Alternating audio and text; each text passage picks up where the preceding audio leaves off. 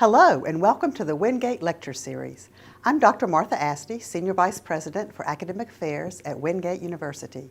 Today we continue our discussion on heart disease. For decades now, about 50% of all deaths have something to do with the heart. At the top of that list is coronary heart disease, which can lead to a heart attack. In this episode of the lecture series, Dr. John Acquaviva, Associate Professor in the School of Sports Sciences, looks at how we can reverse coronary heart disease. Let's join the discussion now. Okay, part 2 of coronary artery disease, and today's the good day. Last week was a little pessimistic in that we chatted about how this whole disease actually accrues over a period of time, usually years, maybe even decades. We'll review that a little bit. And then the second half of this session on coronary artery disease, we're going to talk about specifically why those factors are just that. Why are they factors in creating this progressive disease known as arterial sclerosis? And the reason I mentioned that last week was a little pessimistic is that the opposite of that, of course, is optimistic, and this is the optimistic lecture, and we're going to talk about actually reversing that. And that is the great news about this whole progressive disease, that not only is there medical procedures and medical help, as in medicine, but there are things that you can particularly do. And I think you probably already know what that would be. So, CHD, risk factors or simply factors. And we came up with 9 of them, and I tried to slide one in. You guys are too clever to catch that I tried to repeat it, but we're actually going to add a 10th because it's considered one of the major risk factors. Let's first just list them. Bad or high cholesterol, and this is directly to do with the diet. The second one, genetics, age, being physically inactive, smoking. Number 6, gender. 7, number 8, number 9, obesity. The 10th one is high blood pressure. This is also known as hypertension. So let's talk about first one. By the way, this is also known as hyperlipidemia. Hyper, of course, means high or a large amount. Lipid, of course, refers to fat. It's just a fancy way of saying high blood cholesterol. Genetics. This is a factor that we cannot control. This is something that is inherited, and sometimes people can treat themselves really well, and this still occurs at a fairly rapid rate. Age. We know that the older the individual is, the higher risk. Physical inactivity. Here's one of the things we know about being physically active. It raises the HDLs, and individuals who are less active tend to have higher LDLs. Nicotine in smoke is what causes the issue. So let's talk about nicotine when we talk about smoking. 1, it raises LDLs. Nicotine in smoke raises LDLs. Holy smokes, no pun intended. That's a big deal right there. But get this, it constricts blood vessels. You guys would agree with me that there's about 50%, maybe 60% blockage here, right? If we just did an estimate, it's around 60%, maybe slightly more than that blockage, right? Let's say the individual started smoking at this very point. The vessel walls would start to constrict. The cholesterol wouldn't go anywhere. The same amount would still be in there. And this is the difference between amount and percent. Right now it's about 60, 70% blocked. If you constrict that, maybe it goes to like say 20% less or 30% less in size. What would the blockage then be there? What do you guys think? Take a guess. 87%. I like that. Can we say 87.4? Okay, very good. But you guys get the idea that the percentage would go up, of course. In other words, the likelihood of this happening. Males and females, I think I mentioned this last week, but we'll review it. There's a first and a second place here, and that's it. Males win the race there. But since the 1960s, when all this data really started to be collected, males were far ahead in this race. But every decade, this is the 60s, this is females, this is males. The 70s, males still stayed around here, women here. The 80s, here, guys still stayed here. The 90s, guys still stayed here, women, and now they're neck and neck. Diabetes.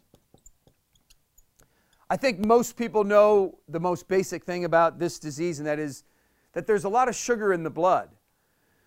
Diabetes, simply put, maybe in an elementary way, but just for the purposes of this conversation, when we eat sugar-based food, or in particular carbohydrates, especially that break down into what is called blood glucose or blood sugar, our body cannot, people that have diabetes, I should say, it has a hard time using that glucose for energy, because glucose is what converts to ATP. We talked about that earlier this semester, and that's what, of course, creates energy for the cell, for the muscle cell, for the brain cells, and so forth. In people that have diabetes, there is a lack of releasing of what is known as insulin from the pancreas. Pancreas is a special organ, and one of its primary functions is to release the hormone insulin. And insulin rushes through the bloodstream and in a way does something similar to HDL. Rushes through the bloodstream and sees blood glucose and goes, we're going to the brain and we're going to use you as energy. Goes to the muscle cell, we're going to use you as energy. But if people have diabetes, their body doesn't release any or releases in small amounts, so blood sugar stays high. You guys can get that. What does this have to do with coronary artery disease? Everything. Here's why. Sugar has a corrosive property. Sugar has a corrosive properties to it. In other words, it damages the inside of the arterial wall. If it keeps rushing through the arterial wall at high amounts, it starts to damage those cells. What does that have to do with coronary artery disease? When the artery wall is damaged, it makes it easier for cholesterol to stick to it. Race. 2 races. African Americans tend to be higher at risk. Some of those reasons aren't quite understood. One of them has to do with the pliability of the arterial wall. Here's what I'm referring to. When plaque starts to build up, the blood still wants to get through there. The same amount still wants to get through there. So the artery has this ability to slightly expand to allow the same amount through. So when it starts to build up, the artery just goes, okay, let's widen a little bit. One of the things they found out in African Americans, it tends not to widen as much, and therefore they're just more likely for that to happen, right? If you guys understand this whole process, you just go, yeah, I get that. I see the correlation there. Native Americans. Here's why. You guys may know this. This is unfortunately something notorious about the Native American culture. A much higher percentage of the Native Americans suffer from alcoholism than the average population. Like, for instance, I think it's around 10%, somewhere between 7 and 10% the people have the gene, and most of them, of course, struggle with the intake of alcohol. But in the Native American community, around 25% suffer from that. That's a large percent, right? They're alcoholics, 25%. It's a really large percent. What does that have to do with it? You guys, I'm sure you know this. What organ is damaged primarily if you drink too much? The liver. What particular organ makes LDLs? The liver. And one of the things they have found out, researchers, is that when the liver starts to become damaged, it releases more LDLs. It's just a consequence. Why doesn't it release more HDLs? We don't know. It's just a consequence of bad behavior, so to speak. More LDLs are released. Obesity. We know that there is a direct correlation. If somebody's obese, that means they have more fat. They're over fat than the average person. And then, of course, the fat in the blood is going to be higher, and therefore it's going to lead directly to this. But here's what's interesting. People can be obese and have relatively low blood cholesterol. Why? Because of this. Their body just goes, no, I make a lot of HDLs. There's no issues here. But there is a correlation. The good news is tends to be a secondary factor. All right, let's talk about high blood pressure, and then we'll move on to how do we reverse this. First of all, you guys have probably heard of blood pressure in the terms of 2 digits. And it's always said 120 over 80, 110 over 65, 135 over 85, right? You have those 2 numbers. Let's talk about what those numbers mean, and it directly deals with what we're talking about here. All right, 120, this number here, is what is called the systolic number. This is the pressure against the arterial wall when the heart is contracting. That's the upper number. Here's a way to think of this, what pressure is. Think about a hose on the side of your house. Now think about if you were to hold the hose in your hand and you were to turn on the spigot, right? If you were to turn it on, would you feel the pressure in your hand rise, right? You would feel the hose just kind of like inflate a little bit. You would feel pressure. That's the heart beating. The 80, the lesser number, is what is called the diastolic. It's the pressure against the wall when the heart is relaxing. So the same definition, just the last word is changed. Pressure against the arterial wall when the heart is relaxing. And everybody in here, even if you don't understand heart physiology all that well, you know that it beats and then it relaxes. It goes thump, thump, thump, thump. And that silent part is just when it's relaxed, right? It's thumping, it's contracting, it relaxes. So let's go back to the spigot with the hose. If you turn that spigot on, the pressure is going to be high. That's the 120.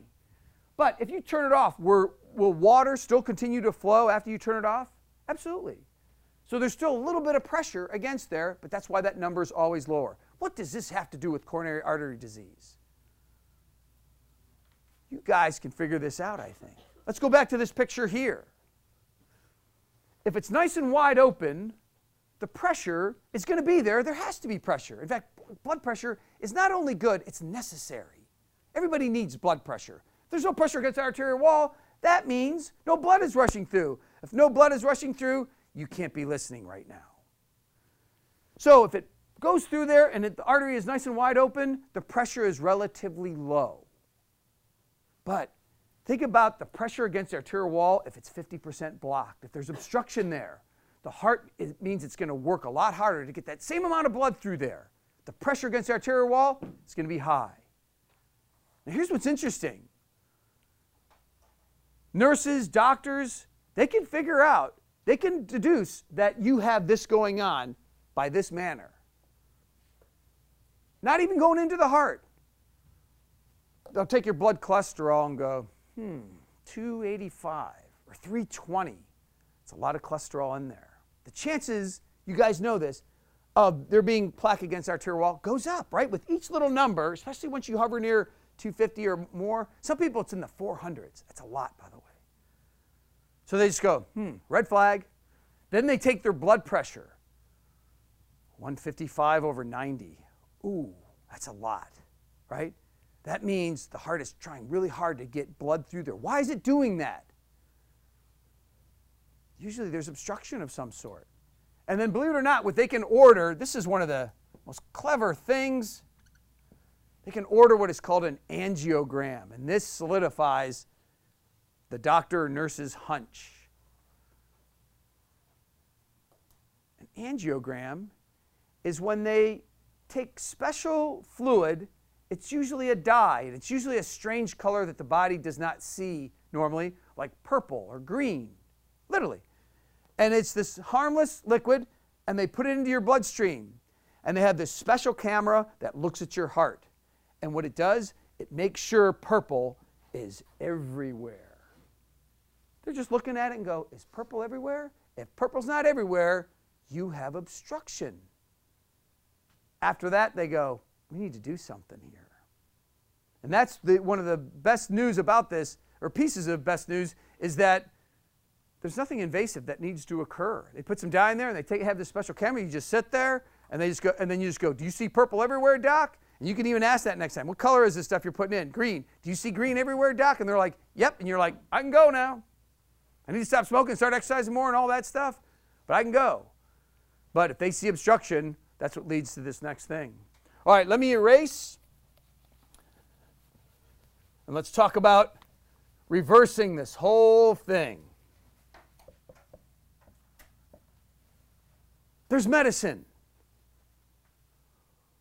You guys have probably heard of this. There's Lipitor. And more recently, Crestor. I'll be kind of surprised, but I can see it when you're 20, 21, when a commercial comes out about high cholesterol, you're like, I don't even know what they're talking about. Now that you do, but before then, I don't even know what they're talking about. Yeah, maybe I'll be on this stuff someday. But they advertise this a lot because so many people struggle with high blood cholesterol. What Lipitor and Crestor do is they lower LDLs. They lower LDLs. That's a good thing.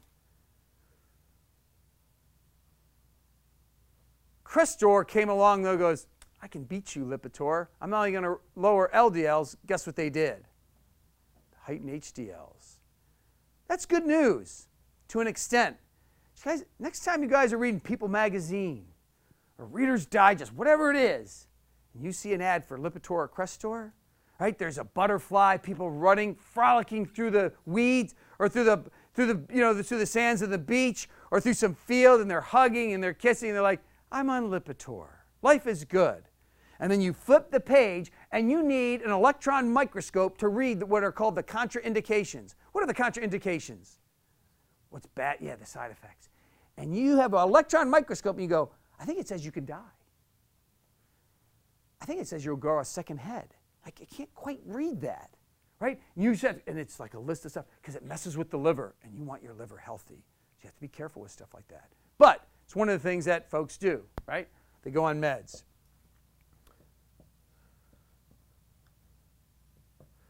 Surgery. There are two surgical procedures that can be done, and both are really effective. One of them, what they do, this is the arterial wall. Some buildup of cholesterol. It's usually 50% or less, but 50% is a good number. The doctor goes in there, he does that angiogram, and he goes, okay, some green's getting through, but it's not as thick as it should be. It's not as much as it should be, right? They do that angiogram I was just talking about. So they go, but there's a lot of blockage here. But a big red flag doesn't go up, just a small red flag. And what they do is they put a special needle in. It's called a catheter. At the edge of that catheter, now think about how small this is, because we said last week, at the end of your mechanical pencil, some of these are about the width of that. Think about that. Or the edge of your pen. They're tiny, right? So think about the skill that is needed in these surgeons. Anyway, at the end of this catheter is a little balloon. For lack of a better term, a balloon, balloon. Do dog tricks, the whole thing. They'll get that little guy in there. They'll put it right where the obstruction is, and they put little inserts of air, and the balloon blows up, and what it does, it pushes the cholesterol harder against the wall, but leaves the obstruction at a minimum. So in other words, if it were to look like this, blown up, right, we got cholesterol here, 50% blockage, what they do is they stick it in there and they push it to the side. So in essence, it's still there, but it may look like that after this minute operation. This is done thousands of times in this country every week. Thousands of times. People go in, doc, I'm having this pain. They have this angiogram. We got to go in there. It's known as angioplasty.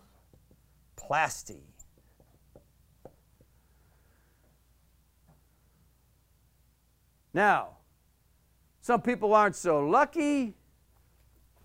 They've been treating themselves worse. Maybe some genetic components are there.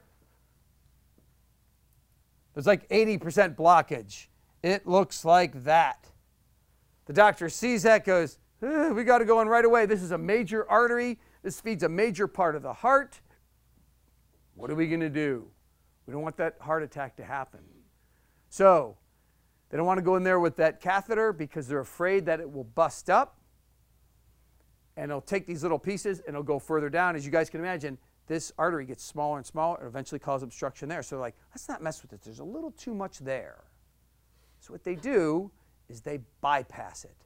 They get a vein, amazingly, they'll get a vein from usually your leg or a cadaver, little tiny thing, right? Looks like a little worm. And what they do is they say, well, let's just bypass it. And these guys are oh so skilled. They'll take this vein. The blood goes, can I go here? Cholesterol goes, you're not going anywhere. But this new artery that's acting as an artery, it's usually a vein, goes, you guys can come this way. So the blood goes, okay, finds where it's going.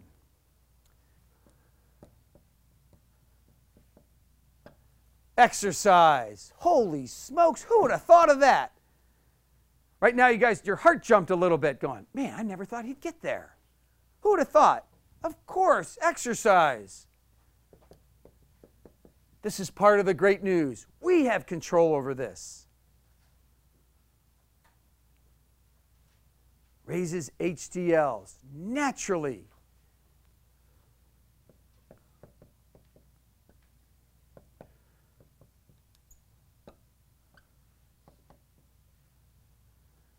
And guess what? The longer you go and the more intense that exercise is, more HDLs your body will make. Somebody says, hey, you going to go exercise today? Yeah, I'm going to go walk in the mall. And you're walking around, you're kind of strutting. Hey, how's it going? Ooh, I'd like to have that shirt. Man, I hope somebody gives me those pair of pants for Christmas. Your HDLs, maybe go up a little bit. But you start running through that mall, people think you're crazy. But when they give you that goofy look, go, I'm raising my HDLs. What's that? Go to Dr. A's P101 class. He'll explain the whole thing. Right? And it doesn't matter what it is. It doesn't matter whether you're playing team sport, individual sport. You can play racquetball. You can play tennis. You can swim. You can play lacrosse. You can play soccer. You can play rugby. You can weight lift. You can get on the treadmill. You can get on the elliptical machine. You can do, as long as it's considered physical activity, HDLs will go up. The longer you work out, the more they'll go up. The more intense you work, the more they'll go up. You have total control of this. This is the great news. This is the great news. Total control of this. Now, on a lesser scale, we'll end with this. What we eat and drink. I'm going to name 3 things. 2 of them will make you particularly happy.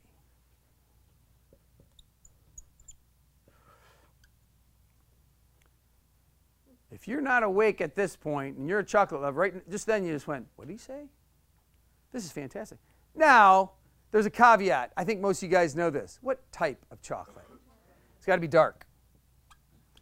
Contains what is called flavonoids. Flavonoids raise. I saw a couple of people not happy about that. Oh, it's delicious. It's delicious. Now, here's the thing, guys. Only a little bit each day. And so I have to be really specific here. Right now you're going, especially if you like dark chocolate, you're like, your blood pressure just went up. Your heart rate went from probably 68 to about 302, right? You're like, oh, I'm going to go eat dark chocolate for the rest of the day and maybe for the rest of the week. This is fantastic. Okay, if we had a Hershey's bar, right? You guys would agree with me it's about that big, right? You could even measure that to scale. But by the way, that's one of the best rectangles I've ever drawn. All right. About that much per day, about 1/3 of it per day is what's recommended. Because if you go beyond that, you might be obese, right?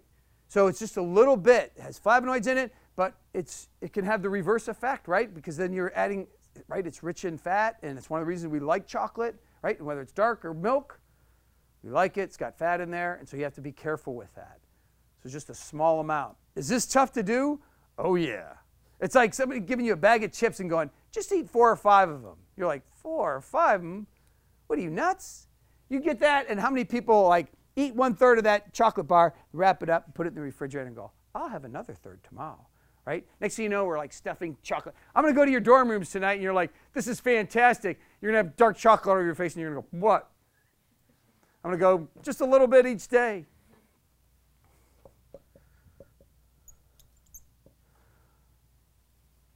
If I didn't make your day, the average college student, when I said chocolate, holy smokes. But I'm glad I'm glad Mark's standing over here, because we need, before you guys run out of here and go, he said alcohol helps.